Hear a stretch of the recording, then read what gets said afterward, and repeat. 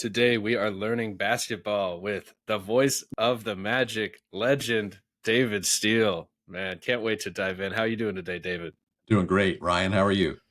Doing fantastic. Super excited to speak with you. You've been a legend, to me, my family, my friends, for as long as I can remember. Like you turn on a Magic game, the voice you hear calling it is David Steele, and then Jeff Turner, Dante, the whole crew, Kendra now doing a great job, and it's just awesome to finally connect like this because you can't separate the two. If you're a Magic fan, you love David Steele, you love this group because they just make you feel at home, like you're a part of the family, part of the team. Watching every single game, living and dying with it. 36 years now doing it for the team. 9 years in radio, play by play. 27 on TV. What's it been like? What's been your favorite part, just as becoming the voice of the Magic over this lifetime? Yeah. No, I get what you're saying about the way you become attached to the broadcasters of your favorite team. As a kid growing up, I did the same thing. I would listen to. I grew up in Tennessee, so I was a big fan of Kentucky basketball. My dad went to Kentucky, and I grew up in Knoxville, Tennessee, so Tennessee was a big part of it too. And listening to games on radio back then, there weren't many games on TV. The voices of those teams, I felt like they were, just unbelievable characters in my brain, just like almost mythical. And Kay Woodled for Kentucky, John Ward for Tennessee. So, I try to remind myself of that for some people, maybe like you, you're looking in the same way at those of us that broadcast the Magic. So I get that. But it's great. It's been just an unbelievable run. I mean, I've been so incredibly blessed with to work for an organization like the Magic and to work with people like Jeff Turner, Dante, and Kendra, Brian Hill, our producer Ty Eastham, our director Greg Hartung. It's like a family. It really is. And you have your family at home, and then you have that group that you spend a lot of time with and have share a lot in common with. So it's a great way to earn a living. I'll tell you that. It's been awesome. Man, I can't imagine just getting able to not only be at all the Magic games, just being a part of all the Magic games, being a part of ultimately the product, the entertainment. Like you are just a part of it all, and a key cog of it all. And it's funny you mentioned Kentucky. My grandfather, O.C. Halyard, was actually a sports broadcaster for University of Kentucky basketball, like many years ago. Wow. So maybe How you about caught his that? voice in that Yeah, listening growing up a little bit. that name is familiar. Kaywood was the play-by-play announcer, Kaywood Ledford, Okay. but I'm sure there were other voices involved too. That's Yeah, cool. and Very yeah, cool. fun, small world. It makes me, I looked into like Full Sail University around here. They're into sports Hmm. broadcasting as well, and very just appreciate just kind of that old school like baseball game, sports radio type of guy. Like you can just pan out. I'll still do it to this day. If I can't watch the game live and I'm driving around, you throw the Magic radio on, and you Hmm. still can almost envision it. And that's actually one thing I really love about your style is that you can feel the radio play by play to it, that you focus on what's happening on the court and Hmm. the every action and as descriptive as possible. So the listener can actually envision it if they're not able to see it or look right at it. And I really, appreciate that style, almost like a radio style, rather than turning the games into, say, a podcast where people just start kind of talking about whatever topic they want. So definitely appreciate that, and also how you're able to kind of keep that balance in a game to appreciate the opponent for what they do well when they do something well without where you'll find on other broadcasts it can get a little homery sometimes Yeah. and it's just everybody flipping out of everything. So I think there's a Hmm. good, really good, interesting and fair balance there. So before the Magic, what got you into broadcasting in general? I know you also announced games for the UF Gators for a while there, play by play, I and have did. done a few over the years with like national games since then as well. Yeah, I did. I got started in broadcasting in college, so I was not. I know that there are people who grow up wanting to be a broadcaster or a sportscaster or the voice of some team. That was not me. I thought I was going to be a Major League Baseball player until after my freshman year in college. I was a good baseball player, but way short of where I needed to be to accomplish that goal. I got a college scholarship to a small school in Tennessee, Carson Newman College, and I played 1 year and I batted my weight, which was 155, and that's not very good. A shortstop, weak hitting, good fielding shortstop in small college baseball was not a major league prospect. So I transferred to the University of Georgia, where my to-be wife was, and I got into. I did step out onto the baseball field the fall of my sophomore year, and I saw the starting quarterback for the football team was on the roster. He was busy at that time. His name was Andy Johnson. He was a great college quarterback. He was the starting shortstop, and then they had another guy that was very good, and so I saw quickly that at best I was number 3 or maybe number 4 at that position. So then I started examining, my life and my future and what are you going to do? And I knew that I wanted to be involved in sports.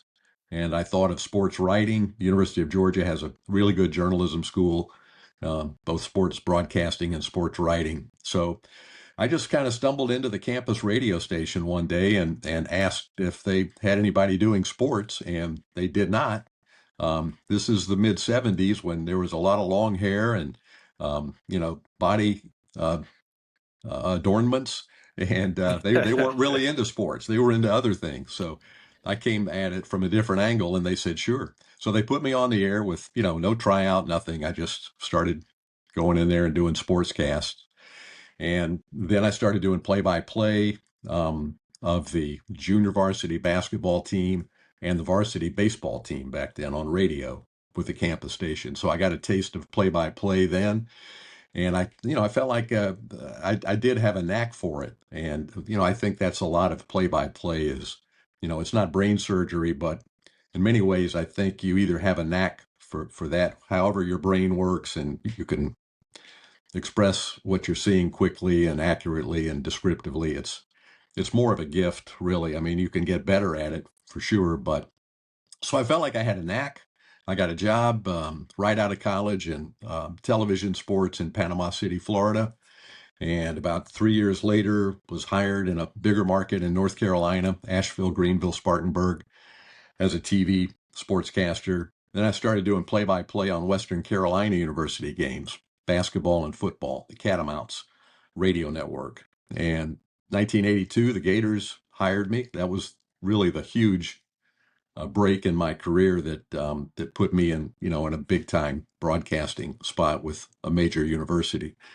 And I was there 7 years. The Magic called and made a really tough decision for my wife and me and our family. And we decided to take the jump. Pat Williams was very persuasive and a great salesman, as we all know. But if you imagine Pat Williams putting a full court press on you, it was pretty impressive. So he convinced me to leave the Gators at age 35 and come to Orlando. And 36 years later, here we are, still involved. It's been great career. Man, I can only imagine. You have Pat Williams, like the Pied Piper of Orlando. Like if he can, will these teams into existence, just having him targeting just you now, like Yeah, it's gonna be hard yeah. to turn down. He's going to get his man most of the time. Exactly. That was my next question here was, 36 years with the team. You're one of just two people now that have been with the Magic since their existence, Mhm. since with Rodney Sid Powell Right. in the back, and formerly Pat Williams was on that list as well until recently. So wanted to give Pat Williams a shout. Rest in peace to his just all time legendary career, inspirational really in the front office between going back to the Sixers, bringing in Dr. J and Moses Malone, just unreal, to bringing the team to Orlando, helping expand there, to Shaq and Penny building that. What does Pat Williams' legacy mean to you and to the city of Orlando when it comes to the from me growing up, that we had one pro sports team here in Orlando. That was the Hmm. Magic. I know we've had some others spark up and be here for a few years, but Pat Williams is a big part of that for me, my friends, my family. Just a city really bonds to their team in ways that almost becomes cultural. So what was Pat like as a human being, but also his legacy to the team and to the city? Well, I guess I could sum it up in one word. He means everything to the city of Orlando, and to me personally. He was just a unique, a visionary. You know, you don't come across many people like that in a lifetime, and I've been fortunate in this organization to get to know two, because Rich DeVos was very similar. They were two peas in a pod. They just saw things, I think way different than everybody else, and were just ahead of their time in the way they approached things. Really, really great people. So Pat was amazing. I mean, there's no question. I think most people in Orlando, Ryan, understand that there would not be an Orlando Magic if not for that one man. I mean, that's a guy that got it done. Like you said, he was the steering mechanism. He and Jimmy Hewitt, who was a local businessman. The story is well documented. But those two got the NBA here, and they sold it to the league. They sold it to the community. It felt like a pipe dream when I was in Gainesville, and I saw that Orlando was trying to get an NBA team. I didn't really see how that was gonna happen with Tampa and Miami, and the NBA decided to add two extra teams, and I think that certainly helped Orlando's chances. So, but yeah, Pat means everything to all of us who love the Magic. No doubt, absolutely, and that also, makes me think of John Gabriel. Wanted to give him a shout too. A family friend for a long time back. He grew up. He actually was kind of like an assistant coach of my youth basketball team back in Oh, the really? day, Yeah. with my dad coaching too. So it's like a fun fact story back at like the RDV growing up You must have around here. been of the age of his boys, one of his boys, His daughter, actually, it was his a daughter. co-ed Okay. basketball team, one of the Okay. only ones. But that was around the youth level that we were at probably Yeah. back then. So, Yeah. He's a um, great wanted man to too. I saw him last night. He looked okay. good. He was at the game last night. So yeah, he was just a tremendous general manager. I Um, you wanted to know, give him his flowers for, at the very least, like mhm, an innovator in the front office space where teams would not clear out cap space back in the day. He was, if not the first, I think he was the first in that innovative type way where he was able to sign Tracy McGrady and Grant Hill, and obviously the what if with Duncan as well. But mhm, no one had ever built a team that way where we're going to trade away salary to clear salary space to sign free agents, and obviously that's how the Heat get LeBron James and D Wade, or they had Wade, but they get LeBron and Bosh to join Wade in Miami all those years later. That type of thinking didn't really happen until John Gabriel did it first. So I wanted to mhm. give him a shout, and just if you had any thoughts on his basketball mind, at during his peak time building those T Mac teams. Well, I would go back a few years from what you're describing. You're absolutely right about his vision to clear all that cap space and go, and we came very close to getting Tim Duncan in that stretch too, Oh very yeah, close. So that would have been man, something. That would have what a changed the what if. trajectory of everything. What a what if, yeah. But before that, the draft of 93, 94, the Penny Hardaway draft. He engineered that trade with Golden State, Mm. which gave the Magic Shaq one year and Penny Hardaway the next year, which was the perfect combination. The consensus was draft Chris Webber. He was the guy in college basketball. Nobody knew who Penny Hardaway was. I mean, unless you were really a hardcore college basketball fan. But John Gabriel and Pat Williams worked him out, and they saw something that nobody else saw. Um, so they engineered the trade. They swapped number one for number three. They got multiple first round picks, one of whom turned out to be Mike Miller in 2000. That was a pick that Gabe got back in 6 years earlier. One of the great trades in NBA history. I mean, really, it ranks right up there with what Danny Ainge has been able to do a couple of times with the Celtics. That was really just a monumental move, and that was John Gabriel with Pat Williams, the two of them. But Gabe was the driving force behind that trade. Absolutely.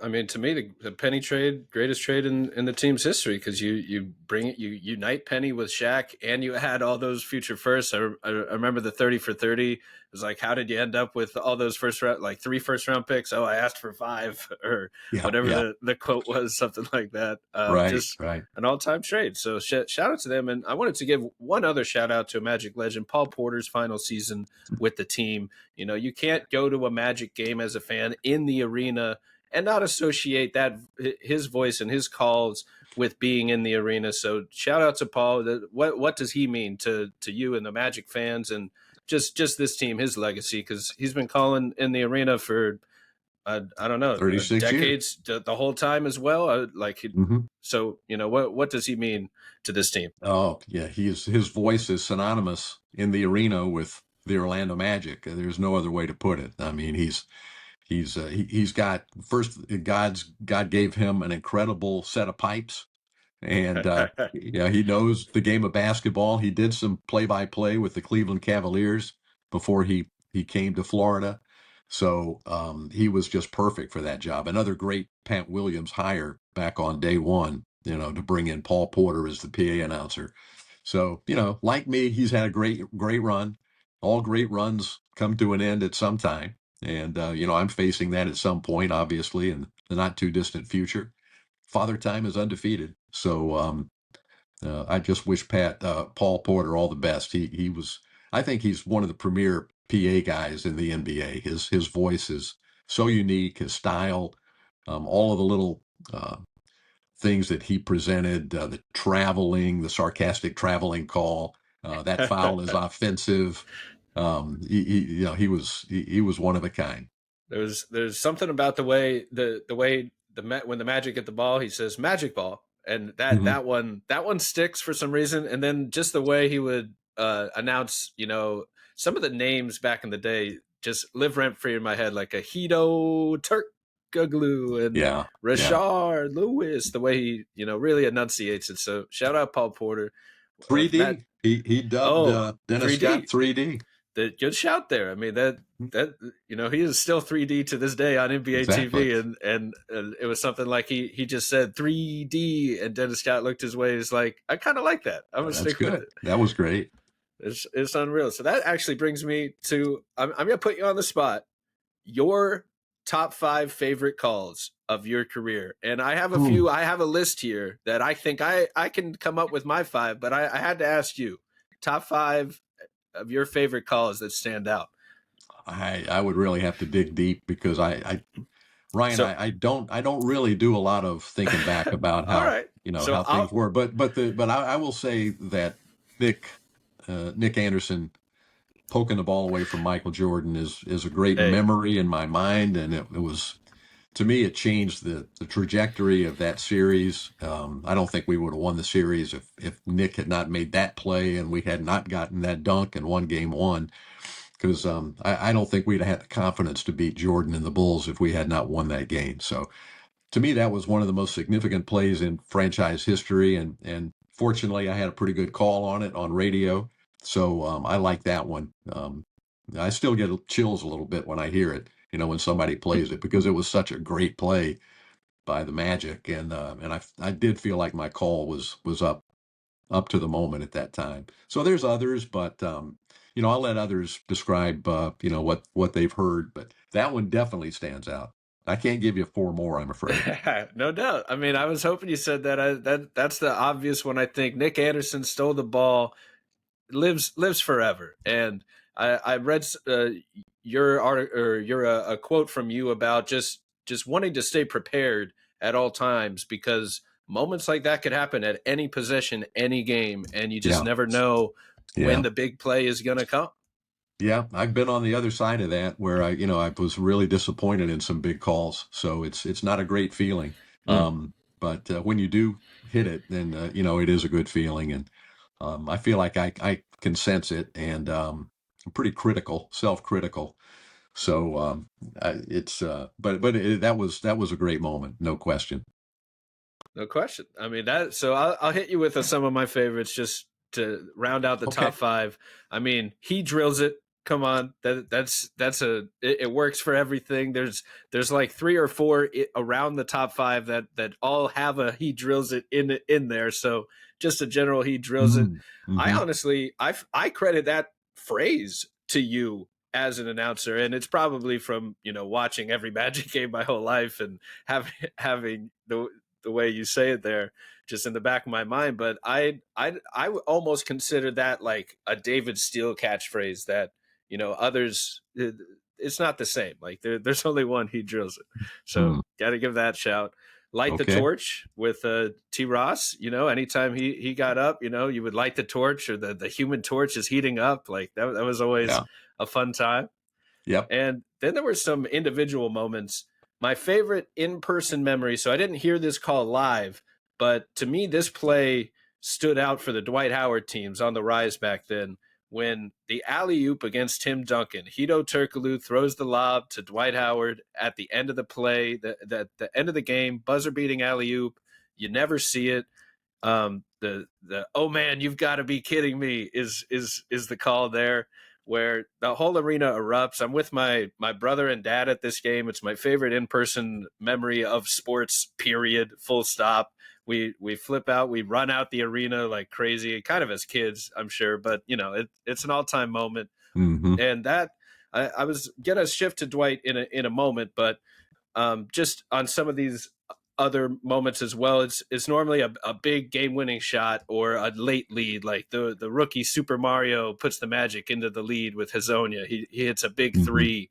It was one of my favorites back then. Anthony has a game winner where Cole Anthony, where he brings the ball up and Anthony for the win. He drills it. Cole Anthony gives the Magic a victory. Improbable, unbelievable was the call then.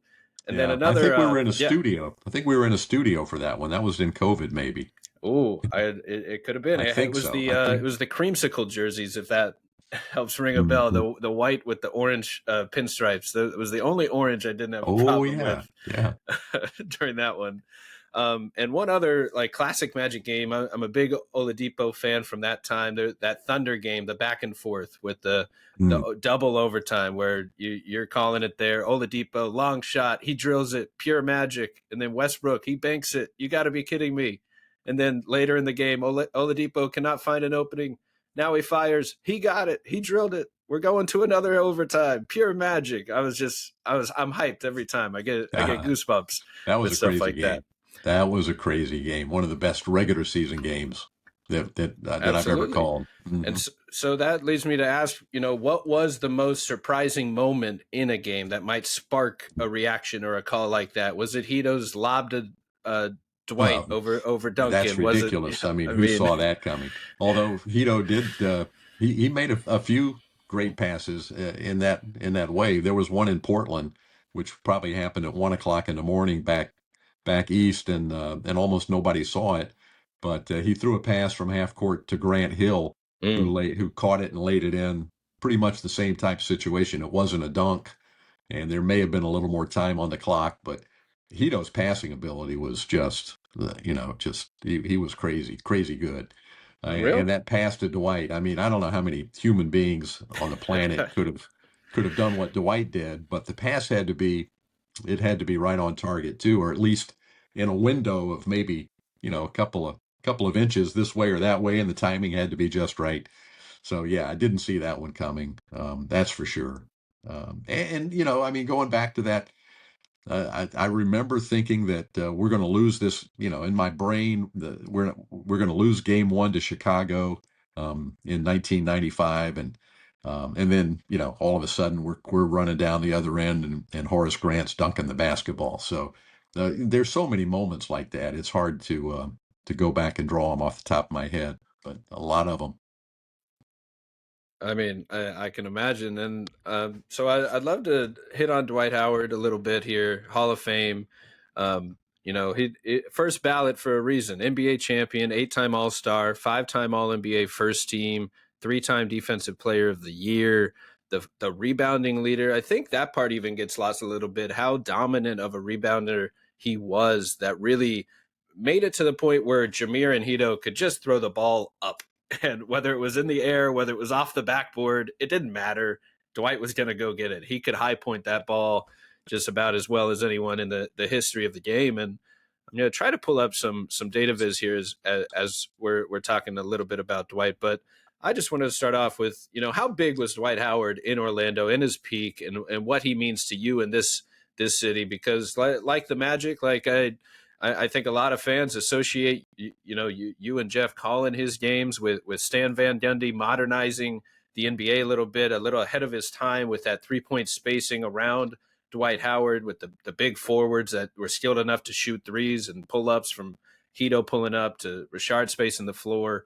I'm someone that thinks Hito, like you said, the passing for Hito was that offensive engine, that secret sauce that made everything work, like as well as just about anything. And that his like point forward ability there, I thought he deserved one of those all-star spots and all that. But just back on Dwight himself, what does he mean to you, and just how big was he to this city and this team at the time?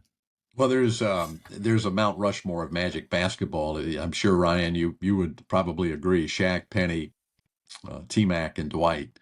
And Dwight is, because of the longevity, I think, because of, he played 8 years here in Orlando.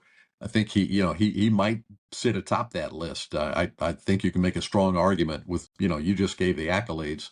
3-time Defensive Player of the Year. He was a monster on defense, and very underrated was, or not talked about much, was his defense in pick and rolls.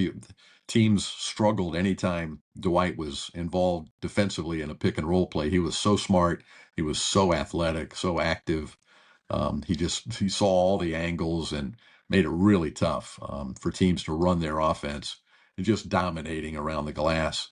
He never really got a great offensive repertoire, but he was just so athletic and so dominant around the basket that it didn't really matter. I mean, you just couldn't stop him when he caught it near the rim. So yeah, great player. I'm happy that he's in the Magic Hall of Fame. I'm glad we got him in there before the NBA and Naismith put him in the big Hall of Fame, because that was very appropriate. It was a nice night. Yeah, it was a really awesome get. He joined the broadcast that night with you and Jeff. You got to talk to him third quarter. Asked him a little bit about did he regret maybe his decisions, and he made it clear he should have always stayed here in Orlando. Like he Yeah. had the whole team just built around him, and it's a crazy time when you're that talented and you got all those voices in your ears. And man, would we have just loved to ride out that career and kind of see him thrive in Orlando. I had the Mount Rushmore ready, so I figured I'd throw it up There you go. There right they when you are. said it. I don't even There they know. are. We got a guy or two maybe that might be pushing for that if All they right, stay around, now keep we're them around talking. long enough. Now we're talking. I like the sound of that. So I have some data viz here on the Magic and Dwight. Um, this first one, I polled 125 Magic fans and put this little data viz together to describe last year's team. So this was after last season, and it was one of the most exciting seasons in Magic history in a long time. No expectations, and everyone just really raved about how tough this team was and playing with competitive fire, resiliency, and just wanted to note that Dwight here is this is in the bottom right here is when they became a fan, and Dwight, is right up there with T Mac, those as big moments for Magic fans history. But I'll pull up some other data viz here too. But I wanted to hear if you had any favorite stories just covering Dwight and Stan Van behind the team. Any player personalities that stand out from that time, or just funny stories fans might not be aware of. Well, Dwight was a jokester. He was always having a good time. He still talks about it. He made that point when he was on the air with us recently, that he's all about having fun, and that might have rubbed some people the wrong way later on in his career, especially out in Los Angeles. But early in his career, he was just a fun-loving guy, just a big kid. And I do remember many times on the team plane, he would go up to the front and grab the microphone from a flight attendant and go into a Stan Van Gundy impersonation. And yeah, it was pretty good. It was pretty on target. And Stan, he took it, and he would laugh, but just kind of shaking his head. But No, everybody on the plane got a big kick out of that. He was a fun guy. Man, that's great to hear. Dwight's all time beloved here, and not every relationship with players goes exactly how everyone wants it to go, and you can go back to pretty much almost every player in the league, not even this team. Like there's always something that can rub people wrong both ways, I guess, and have a bad breakup. But I think time heals all wounds when it comes to that, and when it comes to sports, because you just want to love and honor the greatest players to walk through that door, and Dwight Hmm. Howard was clearly one of them. Like to me, I think in terms of just a career in a Magic jersey, I'd put his accolades up with anybody. Obviously, you can make the case like Shaq or T Mac was maybe better in their prime while they were here, even Penny in his prime. But in terms of the full career here, I mean, you put up Dwight's accolades against anyone else, and it's wild to see that he doesn't make, say, the NBA 75 team over some of the other names that might not measure up when it comes to some of those accolades. Yeah, yeah. I saw some negativity on social media when the Magic put him in the Hall of Fame, and I just disagree. Like you just said, time heals. You have to get past situations and be a grown up and recognize greatness and embrace your history. I think that's really important. If you ignore your history or you get caught up in, well, this guy was that and that guy was this and they shouldn't have said that, they shouldn't have done this, you're not going to have a history. I mean, that's just the nature of human beings. Do I agree with everything Dwight Howard did? No, I think he made mistakes. There were things I didn't like. Stan Van Gundy, I think, as much as I love Stan, great coach, but I don't think he could have handled it better there in the end as well. So, there's probably regrets for both of those and the front office of the organization as well. But you make decisions, you make mistakes, you make the right decisions, you move on. And that's what I think we've done. And definitely embracing Dwight was the right thing to do. Absolutely. I mean, we can kind of make up like accolades, like you have to do this, this, and this to be honored by the team. But to me, it's just like there's only so many great players. It's once in a lifetime when they actually do get drafted here or do sign here.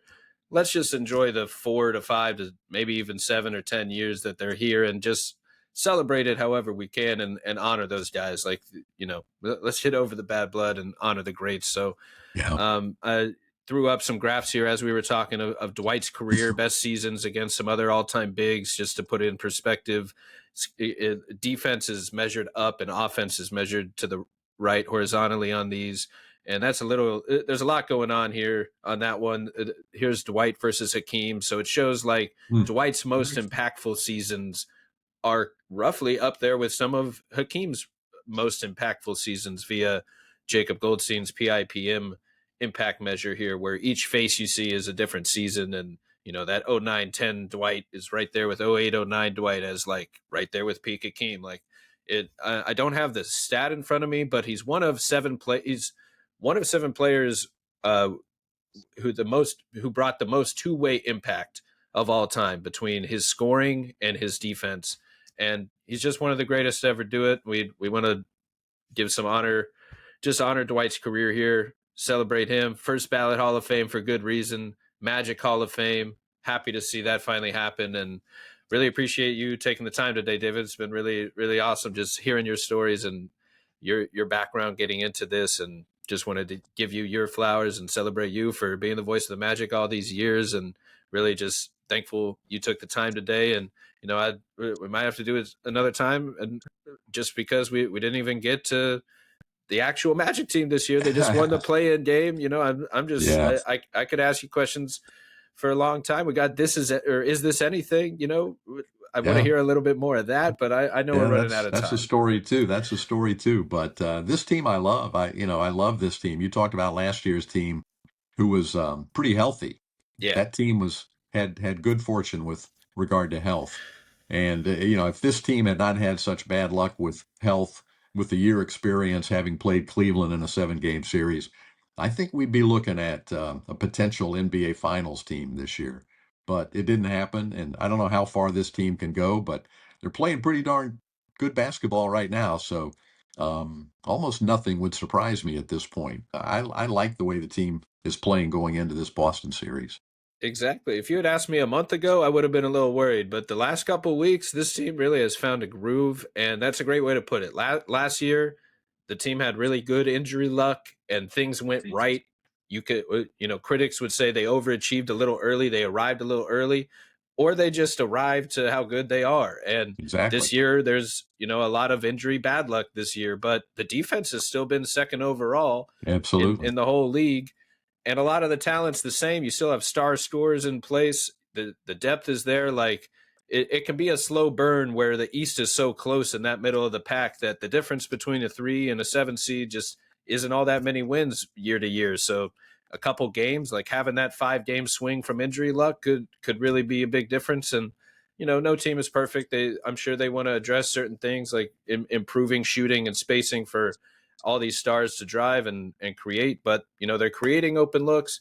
They're defending the heck out of the ball, forcing stops. They built that identity under Jamal Mosley, who I would love to hear about what your thoughts on the culture is that he's built as well. But I also don't want to take too much of your time here. I know you got to get going. So Yeah, we could talk a long time. We'll just have to have part two if you want to do that. sounds great to me. Anytime we'll make it happen, man. I Okay, really Ryan. appreciate it. Thank you for taking the time today, David. And thanks for doing what you do. Everyone that I know loves you and loves your voice and what you bring. And you are forever associated as the voice of the Magic, like back of the hand. So thank you for doing what you do, David. Thank you very much. I appreciate you too, Ryan. Do great work. Thanks. Hey, thanks a lot. Have a good one.